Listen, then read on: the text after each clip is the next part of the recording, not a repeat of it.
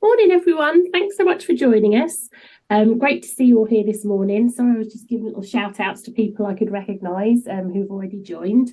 Yeah, really great breakfast briefing this morning from someone I've known many years ago now, Nicolas Jourdain, Head of Circular Economy in KPMG, joined by a strategy advisor, UK-based colleague, Luke Bywaters. So looking forward to hearing all about the circular economy, and hopefully you're going to demystify it for us as well. Let me just move on to the next slide. Just so that you know, speech-to-text captioning is available. If you just click the button at the bottom, or there might be a link posted in the chat about how you can follow what's being said in real-time live captioning. Really important from an accessibility standpoint. A little flag for our future events. Thursday the 5th of October in the afternoon, we're going to be looking at racism through a different lens, a new lens. The term racialisation is something that Dr. Asma Khan has been specialising in. Really, she's going to offer a really fantastic session looking at how organisations can think differently about trying to deal with racism from an anti-racist perspective. So definitely recommend that one. Our next breakfast briefing is going to be delivered by our own Jourdain, amazing speaker. He's going to be talking about demystifying AI, because this is part of our Demystifying series. Just to mix things up a bit, we thought we'd do a couple of breakfast briefings, a couple of sessions where we look into key business concepts that are peppered all over the business world, but can we delve into them and truly understand and get to the guts of what they're all about? So that's a really good breakfast briefing, and we're going to be doing that in person as well. So we're online today because we've got Luke joining us from Manchester, Nicola joining us from Rome, which is very exciting. But next time we'll be back face to face. There'll be the croissants and the lovely pastries back in the Executive Education Suite on Thursday the 19th of October. And then big flag for me, I'm going to be doing a day's teaching on service design Tuesday the 7th of November. So, if you know me at all, you know I love lean thinking and systems thinking, and service design is the latest iteration about how we look at improving the world of service. So if you're interested in that course, then drop us a line. It's a paid course, but we can send you more information about that. As ever, we're always looking for interesting breakfast briefing topics. So if you've got any good ideas, anything that you think is hot and interesting to our business community, please drop John Parry Jones, his email's there at the bottom, a line, and we can progress something. He's on holiday at the moment on an exotic beach somewhere, so we hope he's having a lovely time, and we've missed him getting ready for this. But thanks so much to Harrod and the team putting everything together so amazingly. We have missed you, John, but we didn't need you, I suppose is what I'm trying to say. But he'll be back next time for our breakfast briefing with Jourdain. Major opportunity within our Help to Grow programme. This programme has got better and better as we've really understood what the content is and how we flexed our offer to meet the needs of our local business community. It's highly funded by the UK government, I think 90 to 95% funded. You get mentoring, you get coaching. It's a really amazing opportunity for SMEs that are looking to grow. So get in contact if you want to find out more about that. This event, as you know, is being recorded. We love participation. Please say hello in the chat. Don't turn your microphones on at the moment whilst we're doing the presentation, but there will be the opportunity to engage in the Q&A at the end of the presentation. And please pop any questions that you might have throughout the presentation. We'll collate those and we'll be using those to lead the Q&A session at the end. I love it, people who come regularly, when I'm able to hand over to one of our brilliant academics who actually specialises in this area. So great pleasure to hand over to Professor Yingli Wang from the Business School, from my own section, Logistics and Operations Management, who's going to chair this session. Over to you, Yingli. Thanks, Sarah. It's a great pleasure to be able to chair today's session, and welcome to everybody for this breakfast seminar. My name is Yingli. As Sarah has said, I'm a professor in logistics and operations management here at Cardiff Business School. I have been doing a lot of research in circular economy in recent years, particularly looking into how the use of digital technologies to drive circular practices in supply chains. And circular economy is really a very important topic that we care deeply about at Cardiff Business School. We have fantastic colleagues very actively doing the teaching and research in this sort of subject area. So please do reach out to us if you want to have any further conversations, and we're very, very open to any opportunities for collaboration.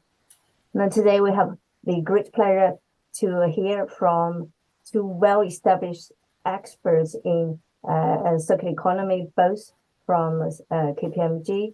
We have Nicolas, strategy advisor based in the UK, and also we have Nicolas Bywater, head of circular economy, who's based in Switzerland. So really can't wait to hear all the great insights they're going to deliver. So over to you, Nicolas and Luc. Hello, good morning, everyone. So I'm Nicolas Jourdain, and this is Luc Bywater. Thank you very much for welcoming us in your breakfast session. I think we can directly go through the slides. As an introduction, I would like invite you to reflect when you are preparing your questions about this amazing transformation happening with the circular economy. We call it a systemic change. So I would like you to reflect on what is the role of academia and business community in this transition, how consulting, business community and academia can collaborate together to better actually embrace or deploy at scale those practices, and which type of concrete application you have in mind. So that would be really helpful if we could discuss that at the end of the session. As an introduction, in the next slide, quick information about, next again, thank you very much. A quick intro about me. I'm Nicolas Jourdain. I'm based in Switzerland. My origin, you hear it in my accent. I'm from France, and I'm leading actually circular economy advisory in the EMA region. My background is large business transformation in corporate, mainly in Nestlé, where I met Sarah Lethbridge, and I have to say that this is probably thanks to Sarah if I'm here today, because she helped us to embrace waste elimination and operational excellence in Nestlé like 15 years ago, and for me this has been the beginning of the I would say resource management. And finally moving to ESG and to circular economy. So I joined KPMG just a year ago from Nespresso, where I spent my last 10 years. Maybe moving to the next slide so Luc can introduce himself. Oh, thank you very much, Nicola. So my name is Luc Bywater. I'm based in our Manchester office at KPMG. Delighted to be here this morning because I'm very much a circular economy enthusiast. So I've been working in implementing circular economy transformation for the last 18 years. So as you can see from the slide, I've got a range of experience across multinationals, also startups and smaller businesses, and public sector too. And I think really my experience over the last 18 years has really focused on four themes that are all very important to this transition to the circular economy that you'll hear more about. First of all, I started in supply chain, but I've also been working in business models and how we create value propositions for customers on circular economy propositions.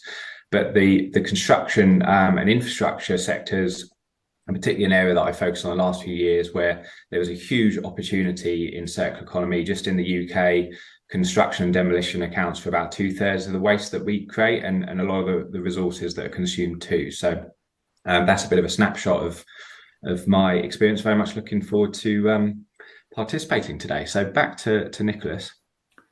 Thank you, Luc. So the next slide, we are going to cover actually a quick intro of what circular economy is and why is it taking so much importance today. And there is something really happening in the last years. And what does it mean for companies? Which companies are moving first, and what does it mean for the others? We'd like to share a couple of concrete applications and conclusion about what the future may hold on that topic. We have also a quick video, a 2-minute video that we would like to share with you, which is a great, I would say, introduction on the topic.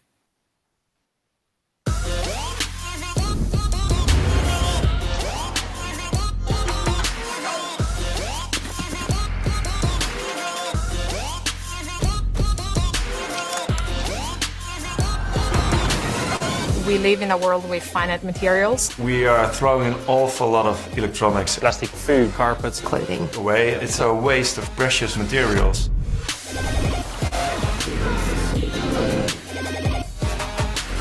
If we could build an economy that would use things rather than use them up, we could build a future that really could work in the long term. You design the product in a way that Can be taken apart. Once the consumer has finished using them, you remanufacture it and give it out again. You can reduce your production costs hugely if applied correctly. Instead of garments ending up in landfill, companies can repurpose it, reuse it, making profit out of their waste. We take some resources from nature and bring it back in the form of nutrients. It's very much a natural cycle. We use 70% less water than conventional agricultural methods. Our packaging is not a waste, it's something that you can consume and eat. We redesign everyday products to make them fully recyclable. We farm as close to nature as is possible. The H&M Group has set ambitious targets to use 100% sustainably sourced materials. There is a lot of conversation about not buying clothes, but different models where you can rent clothing. We developed fully modular headphones that we offer on a subscription basis.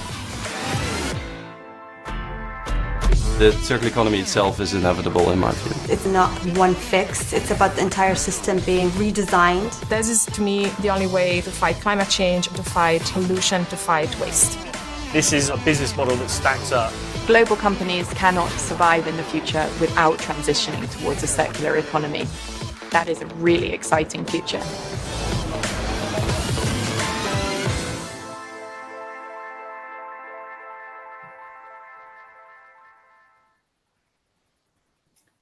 Thank you. So I think it's a great introduction on the topic, and actually the topic is becoming very trendy, but it's not at all a new topic. So we see the first theories in publications from the 60s already, and many books in the last 50, 60 years have talked about sustainable development, circular economy. We talked about the cradle to cradle framework as well, but this is really, I think, from the 2010 when the Ellen MacArthur Foundation has been kicked off, that large companies have started to embrace the principles and applying those principles. And the foundation had a massive impact into that by coaching and helping the company to start piloting. We are talking about very large companies, Philips, Renault, IKEA were the first movers. And now in the European community, with the latest circular economy action plan from 2015 and 2020, massive regulations, massive funding, it's taking a big acceleration. In the next slide, I mean, if we would like to introduce the topic of circular economy, we are really talking about decoupling company and business growth from the extraction of natural resources. All right, so this is really as well for company to design products that are made to last, that are made not to be thrown away, not to be incinerated, but really products that can be repaired, that can be refurbished, that can be upgraded, and that are not generating pollution, that are not generating or minimizing greenhouse gas emissions. That's really the principle. So we are talking about business practices. We are talking about systemic change because it's a complete transformation for companies. But in the same time, if we look at the reality today, in a report from the Circularity Gap report, the world is considered as only 7% circular today, which means that 93% of the natural resources we extract from Earth on a yearly basis are either incinerated, landfilled, or are built into stock of material put on Earth and most of the time not used anymore at the end of its life. Actually, it's I mean, those business practices are actually either they are by design for companies or startups that are building their models today and that can embed those principles by design. But for large company and for the majority of companies who have been operating for years, it's going to be a major change. All right. So if you go to the next slide, now we are going to look at why actually this topic is taking so much importance, and we need to come back to you can click to the next one. We need to come back to the question of materials. What are we talking about when we are talking about materials and raw materials? It's about those 8 elements, which represent about 95-96% of all the products we consume, and all those products are can be very circular. Okay, but if you look at the next slide, this graph is showing actually the quantity of raw material that we are extracting from Earth on a yearly basis. So the biomass, fossil fuels, metal ores, and non-metallic minerals, we are reaching about 100 billion tons in 2020 with a population of 8 billion. And the forecast of population growth going up to 10 billion people by 2050 at the current rate of extraction and usage will lead us to 180 billion tons of raw material extraction, which is becoming to be absolutely unsustainable. And for many materials, we are going to face in a couple of years really deep scarcity as well. In the same time, if you click to the next slide, when we talk about resource scarcity and price volatility, in the last 20 years, we have seen a major increase in terms of prices volatility for the core raw materials, which means due to geopolitical crisis, due to financial crisis, or to resource scarcity, this volatility is generating massive disruption as well for companies in their sourcing policy, in their sourcing strategy, which means that relying 100% on virgin raw material is becoming a major risk for many sectors. If you go to the next slide. In the same time, we talk a lot about decarbonation. Many companies are actually having a net zero strategy to decarbonize their value chain. But when we look precisely at the share of origin for greenhouse gas emissions, I would say only 55% rely on energy on fossil fuel energy, which means that about half of the greenhouse gas emission of a company lies into the sourcing, the manufacturing, the use phase, and the end-of-life management of the product they put in the market, which means that circular economy is a massive opportunity for companies to decarbonize their value chain beyond the transition to renewable energies. But obviously, it means for those companies to completely reinvent the way to source, reinvent the way to design, to manufacture, to sell their product, and to take responsibility of the end of life of those products. If you go to the next slide, regulation is actually extremely important in that field as well. If you click next, so I mentioned European Community, which is actually the region where the topic is extremely important, and with the European with the EU Green Deal that has been signed some years ago, 2 circular economy action plans have been put in place. One in 2015, and it has been renewed in 2020. And those action plans are actually generating actions and regulations and directives for the countries and members in order for them to embrace the principle of circular economy.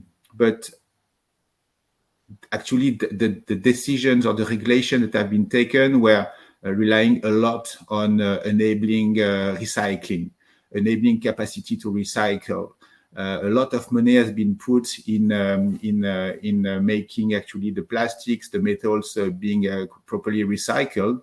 But looking backwards, actually, those regulations or those investments haven't massively changed the global circularity rate of the countries. And the reason why is that actually the circularity lies really on the way you design product. So it's really at this stage that a proper circularity strategy can be put in place. And that's why now we are entering, I would say, a second phase of the circular economy, I would say, history, where many companies are understanding that, are taking all those considerations in order to prepare their product portfolio or the next generation of their product for being more circular. In the next slide, an example is the SEB Group, which is a home appliance world leader that has anticipated the regulation on the right to repair. And this company already years ago have designed their product to be really easy to repair, easy to refurbish, and they have also introduced an affordable spare part availability for about 15 years with a network of certified repairers around the world. And this company and this anticipation is a clear example of what the circular economy will bring in many other sectors. If you go to the next slide, there is also something happening now, which is the Corporate Sustainability Reporting Directive, or CSRD. I'm not sure you heard about that, but this is going to be a massive change and massive transformation for a large majority of companies in Europe. We are talking about 50,000 companies, and this directive is about non-financial disclosure. Non-financial information disclosure on environmental, social, and governance performance of those companies, and this includes circular economy. This directive is actually asking companies to disclose their performance, and for circular economy, it means that those companies will have to share in a very transparent way, in a very standardized way, what's the proportion of recycled product do they have, what's the level of waste the company is generating, and what is the potential of circularity for this company, and which actions those companies are taking. So we expect to have a massive acceleration of circularity deployment in those companies thanks to this transparency. But in the same time, a recent survey showed that very, very few companies are ready to do so and to measure circularity, just because it has not been a topic up to now, while it's becoming already next year. In the next slide. So KPMG has been in the front line in supporting the circularity measurement. So we co-developed with the World Business Council for Sustainable Development, so the WBCSD organization, a measurement framework called the CTI, Circularity Transition Indicator, which is a kind of protocol, which is becoming a world standard protocol to measure circularity. So it takes actually the inflow and the outflow of companies' resource utilization, and it gives you actually your current circularity level and actually where are the opportunities to become more circular. So it includes water, material, energy, and helps really company to navigate towards their opportunity. You will have access to this presentation, and we have put the link to the framework, so that's also very interesting to deep dive. If you go to the next slide, next. Okay.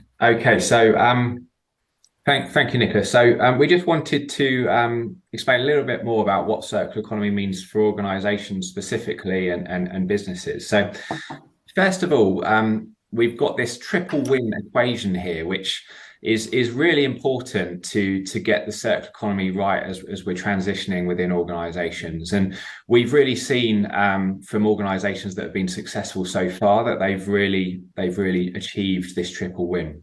What do we mean by this? So just in terms of this is getting very clear on what is the needs of the customer, and absolutely coming up with a proposal or a service that really offers performance for the customer against those needs.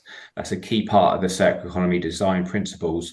But equally, often doing so with these new services or offerings that actually create new revenue streams for companies are actually quite beneficial for companies in terms of perhaps a different nature of relationship with customers, sometimes more profitable, sometimes giving them more access to data about how the product or the service is being used, and giving them a longer term relationship with those customers. And equally, as we've clearly already heard from Nicolas, there's tremendous environmental benefits from getting it right with the circular economy in terms of decarbonisation, but also reducing resource consumption. So perhaps if we could move to the next slide. So really what we're trying to portray here is that there's a huge opportunity from the circular economy, but there's a real breadth of opportunities too, which are relevant to all kinds of different contexts and industries and sectors, but also to different stakeholders within organizations and different functions. So what we can really see here, just to give you a few examples, at an executive level, circular economy we're increasingly seeing as, and we'll give you some more examples in the next few slides, is really a solution for the sort of top line benefits, but also bottom line savings through new revenue streams, new relationships with customers. But equally, it's very much relevant to attracting talent and perhaps to a younger generation of workers who are increasingly demanding more credentials from employers around their action on circular economy.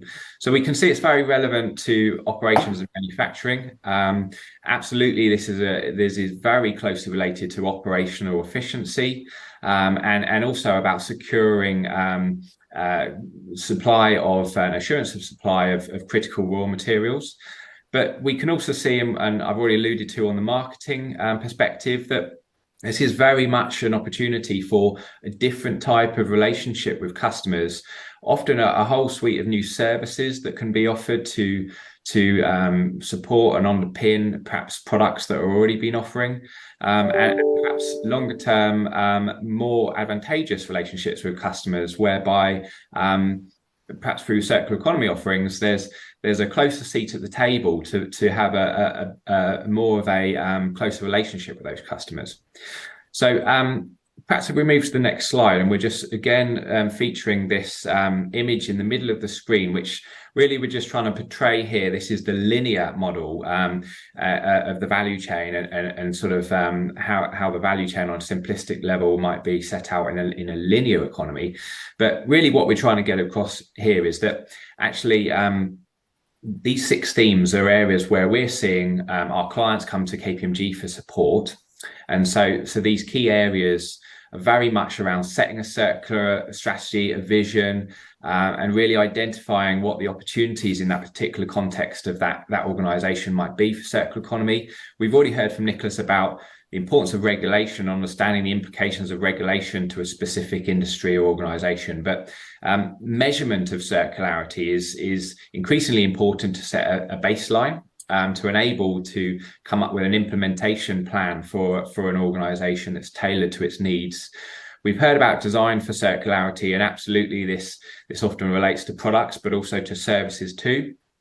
Traceability is an area that we're seeing increasing interest around, how we can use technology and digitalization within supply chains to give more traceability on materials that are being used. And obviously at the end, we've got the implementation change management that brings this all together. But what we're trying to portray on this slide here and this image is that most of these 6 elements span a number of different areas of this value chain. And really there's a limit to how much progress can be made on circular economy just looking at a silo of a particular department or function. Absolutely, to be a success needs collaboration and join up approach across different functions within an organization, but also ideally across the value chain with collaboration with customers, and suppliers. And we've seen some great examples of the value that can be brought from that, and we'll dwell on that in the next couple of slides. So perhaps we could move on. So yeah, we just wanted to give you a few case studies to bring to life a little bit more concretely about what we're talking about here, and how this is already achieving success in a few organizations that you might be able to relate to. So Philips very much is a pioneer in the circular economy across a number of its business units, not least in its lighting division, but within Philips Healthcare, where they're providing large capital machinery to healthcare clients. Philips have set out a very ambitious plan to achieve a large part of their revenues from circular economy. We've seen just last year that 18% of their revenue is already coming from their circular offer, but actually they're looking to increase that to 25%, I believe, next year. So how are Philips doing this? Well, they're absolutely offering a take-back service on all of their large capital equipment that they're supplying to these healthcare clients, which means that they can take back these products and repurpose them for parts and remanufacturing for resale. But they're also offering different business models to their customers, and actually offering performance as a service rather than just simply selling these large medical equipment as sort of one-off transactions. And they're very much focusing much more on sort of spare parts and servicing as well.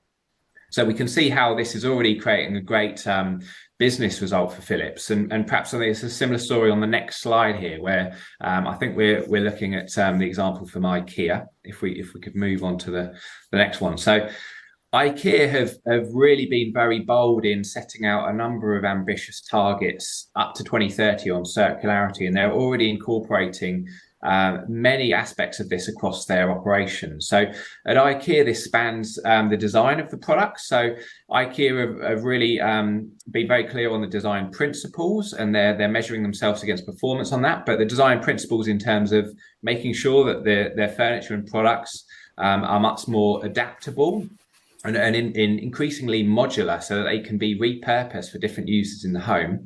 But also that they're looking to, in the design process, incorporate much more renewable or recycled materials in the construction of those products, but making these products more repairable, and alongside that offering a whole suite of spare parts to its customers, so that they can actually repair these products in their own homes, perhaps rather than in the old linear model, whereby some of these furniture items would have just been disposed of when perhaps there was an initial fault with them.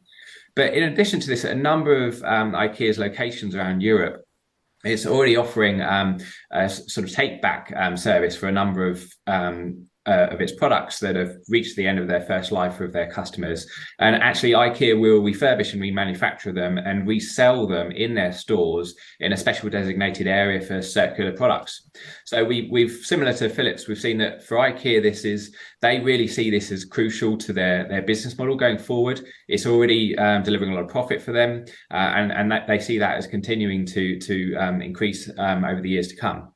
So perhaps I think we've got one more example from Renault. So I was delighted last week to see, actually, I tuned in to see Nicolas interviewing Ellen MacArthur on stage in Finland last week. And Ellen was actually specifically talking about her recent inspiring trip to this Renault refactory in a place called Fins in France.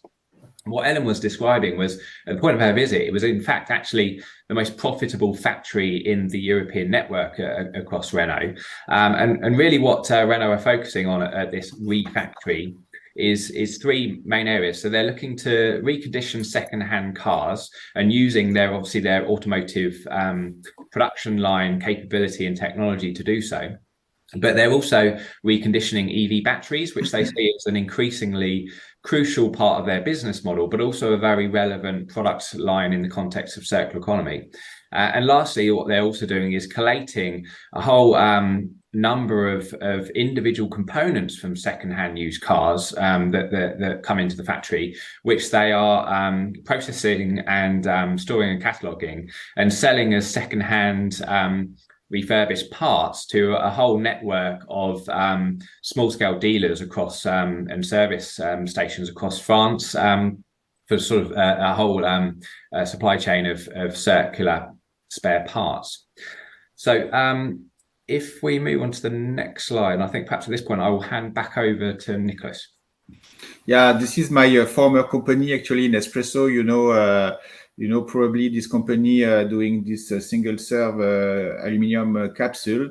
The company for years have put in place a take back scheme and recycling schemes for their capsules, and then recently they switched on paper based home compostable capsule.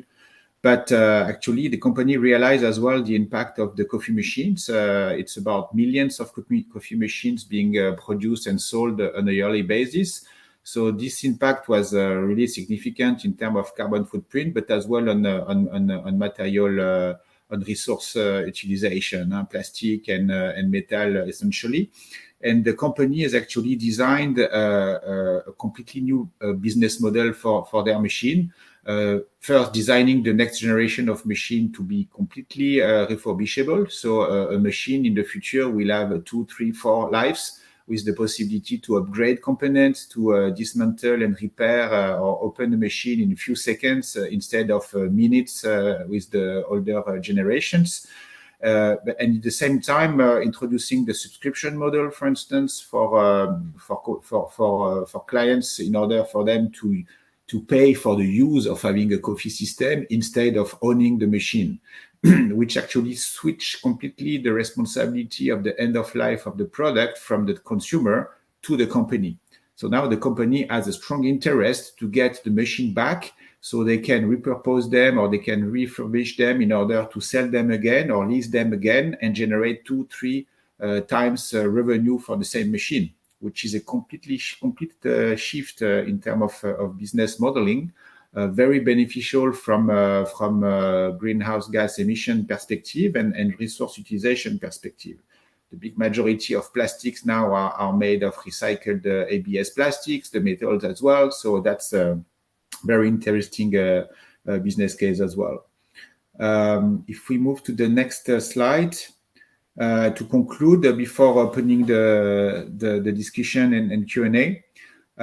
So if you go to the next slide, actually, so this busy slide to say that we are reaching a phase where I strongly believe that we are entering a revolution of circularity for companies, because there's no more time to wait, and actually no company or no sector will be away from this direction, because this is the, I would say, only way in the long term to remain sustainable for companies. And those six driving force for us are really accelerating and are moving towards this what we call circularity tipping point. So the energy and supply security for a company, ensuring that they can have access to enough materials, and then organizing their own, I would say, circular sourcing.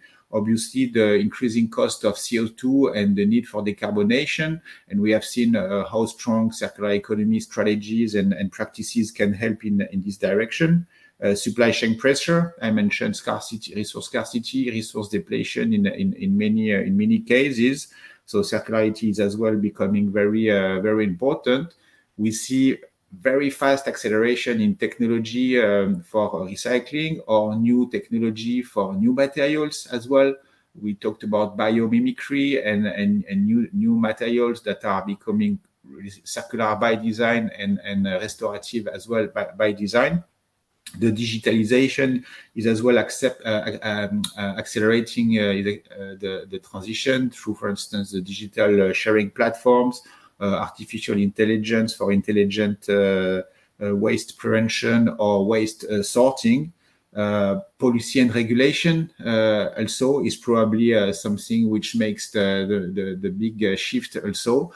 And I would like to finish with one important regulation. We believe at KPMG that this is probably a next revolution for company, which is the supply chain digitalization.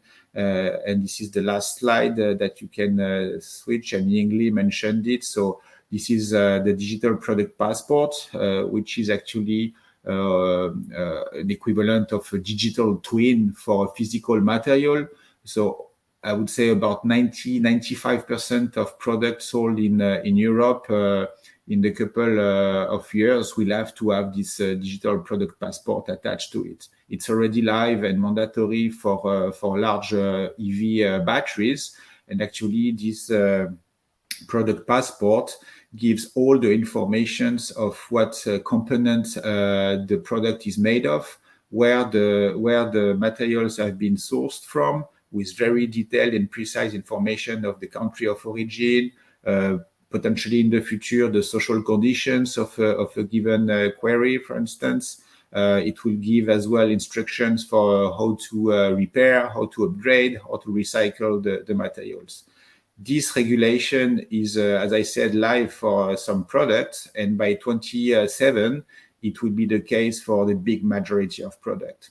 We consider it's a revolution because it will give companies the opportunity to trace end-to-end digitally the entire value chain of their production, sourcing, manufacturing, and then have access as well to the product end of life.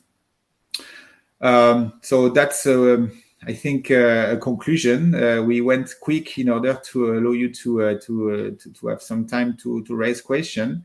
I think now we can open the floor. Again, thank you very much for giving us the opportunity to be with you today. Thanks, Nicolas and Luc. That was very insightful. And I think it's very evident now with the circular economy. A few years ago, it's something nice to do, but with so many regulations and directives coming into place, is something that we have to do. So I think this is really, the time is really good that you start to share some of the best practices on how organizations have taken actions to embed circular in their value chain. And so we have a couple of questions. I think we have our colleague Peter. You wrote a question in the chat. Do you want to ask the question? Yeah, sure. Thanks, guys. Interesting presentation. Yeah, the Renault example is interesting, but a more compelling one for me from the automotive industry is Volkswagen, who have been busy building a presence in all elements of the circle, explicitly, as the CEO said, to retain control over the battery materials. And this, to me, raises a few alarm bells, because then they're in a position to control that resource, not just for their own production in the immediate future, but continuously, round and round. And that kind of starts to preclude other potential applications, particularly if those resources are scarce, such as cobalt and so forth. And so whilst I can see that there are various positive aspects to this, I wondered if you'd seen anything from the Commission or anybody else about how we might seek to resolve that issue if resources are being held by these businesses and we want them elsewhere. I mean, they could even hold them in stock and wait for prices to change, for example, and manipulate the prices for those materials. And bear in mind, Volkswagen did this with their gas contract for the Wolfsburg factory. When prices went up, they sold that contract and converted the factory to coal. So, I'm not sure we can be so confident that we trust these companies with our future. Well, I mean, clearly there are new business practices coming, and this is one, actually. I've seen it as well in my previous company with aluminium. So my company, my former company, has put a coalition together with competitors in order to reduce costs, for instance, for getting the small aluminium packaging getting back and reduce the cost for logistics. But then it became actually a kind of new coalition or new organization of recycled aluminium. I mean, in this specific case, I don't have specific examples of thought. I don't know, Luc, if you have worked in this area. Yeah, I mean, I think as a general principle, the problem we've got at the moment with the linear economy is that manufacturers of products are sort of they are no longer having interesting those products once they've sold it to their customer. And that's the problem we've got at the moment, that a lot of these valuable materials end up in landfill and they're not being the manufacturer is not incentivized to make sure that those materials are recoverable. I completely hear some of your concerns, Peter, but I think actually what we're talking about here is a far more positive situation than the status quo, because what we want to see more of is manufacturers maintaining responsibility and ownership for these materials throughout the life cycle of the product. And actually, if I know you gave one particular example which perhaps isn't quite so advantageous, but actually, if we are seeing more examples of manufacturers hoarding the value from these materials at the end of their life with their customers, and that actually is far better than what we're seeing today, because what we want manufacturers to do is see the value in doing that, so that they're designing this into their products. They're designing these closed loop supply chains so that these materials come back to them. And actually, I think you may well describe some negative outcomes to that scenario, but I think on the whole, if we see a lot more of that across a lot more materials and products, we'd be in a far better position than we are today. I think would be my take on it, really. Thanks, thanks, Luke and Nicolas. I think this is quite a hot topic at the moment. I don't think there is a sort of a ready-made solution to this. And also at the sort of government level, for instance, the UK government recently has delivered a policy paper, particularly focusing on critical mineral materials and its circular strategy for that.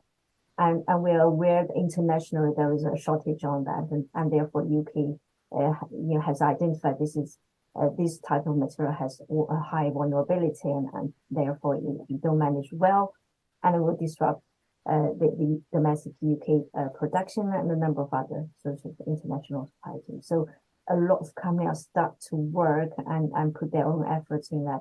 At this moment, I think we do see pros and cons. We just have, in a way, Peter, you expert in automotive industry, right? I think this is probably some sort of area that we could be well worth looking further to see how we can make sure this is a fair competition. So thanks very much for that question. And also we have another question from Sami our Latvia, and he's asking whether you could comment on why do we've moved from green business or industry to net zero business? Why is the change? Green. I don't know what green business is, but net zero, it's pretty clear. Net zero, I mean, we are seeing that every day, but a large majority of companies are starting to see impact on their value chain from the climate warming. And in my previous company, in Nestlé, the agriculture production is highly impacted. And this is why actually the risk for those business to see a massive impact or yield decrease in the decades to come, short to mid-term, pushed us to move towards decarbonization. So that's the clear direction. And it's a clear focus. I mean, we see thousands and thousands of companies having net zero pledge now for 2040, 2050. And we see the change management on the way they source energy, of course, but as well the way they use resources. So the shift is clear because of a risk perspective for the businesses. Thanks, Nicolas. Do you have any further comments, Luke, on that? I can, but maybe Sarah's got a hand up after Sarah, and I can chip in. Okay, go on, Sarah. Yeah, I was just, we're a university, a top business school. What do you think that the university sector can do, either from a research perspective or from a teaching perspective, to really help companies grapple with this issue? Well, if I can take this one, because it's a very concrete question I'm asking to my colleagues every day, is that actually we are there to help companies embracing the complexity along their functions and along their value chain. but we are not experts in all the very specific materials, technologies, and so on. And this is really where I see the university, the labs, who are mastering actually the research, the development on specifically on products, on material science actually, but as well, I mentioned digitalization, or into business modeling as well. So there is a lot of research which is absolutely needed to help making this transition happening, because we can't switch to these new business models or this new, I would say, systemic change with the recipe of the past. So we need to invent a future, and you guys in the research field are there really to bring those solutions. And we consultants are there to help embracing them and supporting the change within the company. That's why, for me, it's absolutely essential that we team up as well with universities. And Yingli, you are specializing in some of those topics, but it's also really essential for us to make these coalitions and these connections. Thanks, Nicolas. Yeah, perhaps if I just go back to the original question about the transition from green, the term green, which I agree with Nicolas, I think it's not really clear exactly what that means to net zero. At KPMG, we very much, we live and breathe the sort of ESG approach in our organisation. That's the terminology that we often use and with our clients, and that is really spanning environment, social and governance as three areas that all need a great deal of attention. Nicolas had also mentioned our collaboration with the World Business Council for Sustainable Development, and that's an organisation that I and Nicolas have both been collaborating with, and it's the approach that the WBCSD take is they've got three pillars to their work, which is all around climate, it's around equity, and it's around nature. And I think that also mirrors a lot of the work that we're doing with organisations and that we see. And so I think net zero is very much a term that's that we hear a lot about, and that's clearly an area that we're operating in too as an organisation with our clients. But there's very much a broader perspective that we need to consider as well. Thanks very much, Luke. I think it's a good green. In my own interpretation, is really it kind of covers a lot of environment sustainability, and net zero is really part of the environment sustainability. We talk about sustainability in as a broad concept. We typically categorize them, similar to what Luke is saying, the ESG type of exercise. So we talk about economic sustainability, environment sustainability, and social sustainability. So under the environment sustainability, there is a strong push now, globally at government level, business level, supply chain level, the whole, various industries are net zero, because there is a clear target, from COP26 forward, etc. The UK government, for instance, set clear ambition on that. So, that I mean, that's to me, that's kind of a scope kind of variation. In terms, it's not quite a transit. I think it's more kind of at the moment the priorities where they lie. Right. Let me see whether there are any other questions from the. I think we had a point from Paul Rock. Are you there, Paul? Paul, are you there? Yes, I am. Yeah. Do you want to shout about?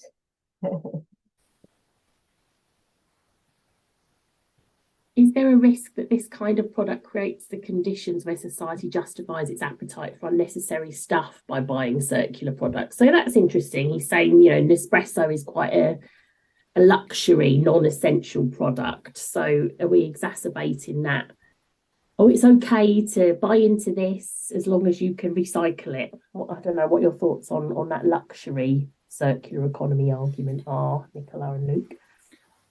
Well, the Nespresso is interesting because this company is relatively recent. It's 35 years old, but it has created a strong appetite for good beverage consumption. And I mean, it's not only a luxury, it's really a system that brings the best coffee you can have at home.